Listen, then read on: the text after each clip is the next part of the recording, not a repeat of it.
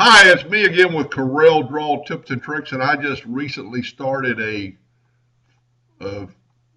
Facebook page to share files.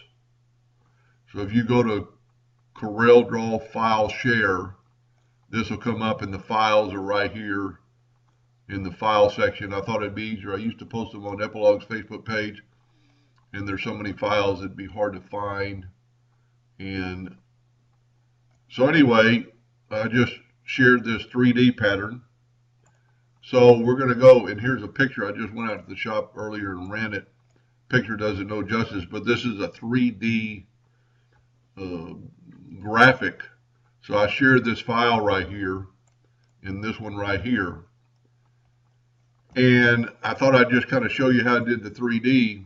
First of all, before you would do anything and you're going to use this file, or this one, Control D and make a duplicate of it, because you're going to lose it when you do a power clip. That way you will always have it. And then just go to Arrange, Power Clip, place inside Frame, and put it inside your 3D. Now this does have hairline outline, but you can take that away, or you can add a black and make it thicker. That's what I did on mine this morning. I made it like 1 point. You kind of made it stand out around the edges.